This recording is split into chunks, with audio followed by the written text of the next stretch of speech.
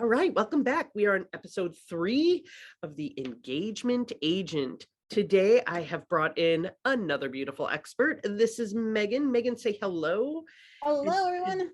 Today, we're going to talk about the pair share strategy. But first, just a reminder, last episode, we did those gambits, all about those language tools that can provide students with the structures to get those conversations started.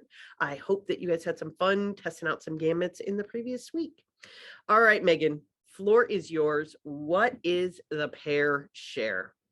So if you're looking for a quick something that I can either plan and put in my lesson or I can do on the fly, the pair share is for you. It is the perfect use all tool.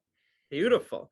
Why would I want to use this? This is obviously going to take an investment of time. Why would I want to use it? What's in it for me for this tool? Yeah, that's a great question. So think about it if I have like sentence frames, sentence stems, if I want them to say one quick thought to a partner, this is the time when you'd use it. Beautiful. So transitioning right into that, when would I use this? When is the ideal time? When you want everyone to have a chance to share, when they want to share their thoughts or an answer or their opinions, right? Any of those are great opportunities to do a quick pair share in your class. That's a great point. Anytime I need everyone talking, because it's all about increasing that participation percentage. Thank you. Yeah. Okay, so I know what it is now. I know why I should bother doing it. Sounds actually like a really quick, easy tool to have in my back pocket. And I know when to use it. How do I use it? What's the structure that I need to have in place for this to work well? Yeah. So once you have a question in mind that you want to ask your students and you know it's going to take them like a sentence to repeat it or just a quick thought, you're going to announce the question or the topic to your class and give some think time and make sure to have good think time so that they can share kind of quickly with their partner. Okay. Then you want to let them know who's going to talk first. Just like any other structure, I want to assign that in a way so that they know who's going to go. That person's going to share, and then the next person's going to share, and you're not going to structure that. So you're not going to step in the middle and be like, person A, you're done. Person B, it's your turn. You let them go. When they're both done sharing, they're going to signal you in some sort of way. So typically what you'd see in a classroom is like they're standing up when they're sharing and then they sit down when they're both done. Or you might see them put their hands on their head when they're done. Or I like to have them stick their tongues out when they're done, something to lower that affective filter for your class. So think about fun ways it can spice things up a little bit. How do the students know who their partner is? Yeah, so typically in a pair share, it would be a shoulder partner or a face partner because you don't want this to take a ton of time. So choose some sort of partnership at your table. Beautiful. And now you said I need to indicate who talks first. How do I do that quickly? Because a lot of times I feel like I waste time being like, whoever can say the most digits in pi. Like how do I get that out a little bit quicker and make it easier for myself? I definitely recommend the pie one for our first graders. They'll rattle that off right like that.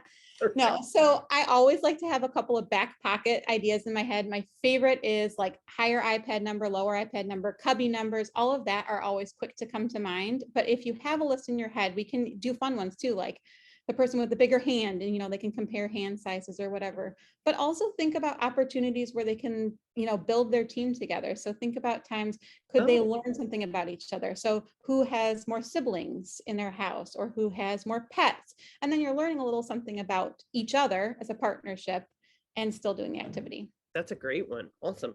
Do you have any variations that you just feel like this is a really important part? I use this one a lot. Any variations that you want to highlight?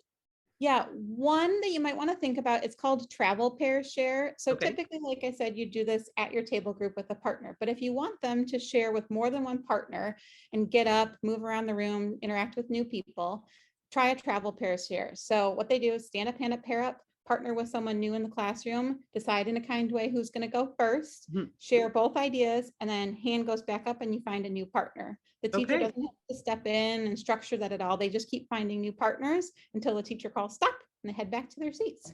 Love that. I'm really enjoying how organic the conversations are. I don't think I realized that the teacher doesn't indicate when it's the next person's time. It's the next person's time when the first person's done. That's something that I don't think I realized was part of the pair share. So thank you so much. Yeah. Think about what that does for kids' social skills too, because sometimes when we're intervening and doing that for kids, they're not building those social skills. But if they have to do it themselves, they're really learning how to take turns in a kind way, thank their partner, find a new partner, do all of those things that we've been preaching. Yeah, I have some family that could probably learn from this skill as well. Same. Don't tell them I said that. Awesome. Thank you so much for giving us a little bit of info about the pair share. I know that you're a great resource to reach out to, as well as a lot of the other instructional coaches. If anybody's looking for how to implement this in their classroom, or maybe even just some feedback and some new ways to implement it in your classroom. Let's get everyone talking with a pair share. Love Awesome. it. Thank you so much. Next week, we're going to actually talk about the timed pair share that you were talking about, and then comparing how the pair share and the timed pair share are different. I feel like I'm saying the word share a lot. So So many thank shares. you for sharing your wisdom with us. Awesome. Have a Anytime. great day. Thanks, Megan. Thank you. Bye.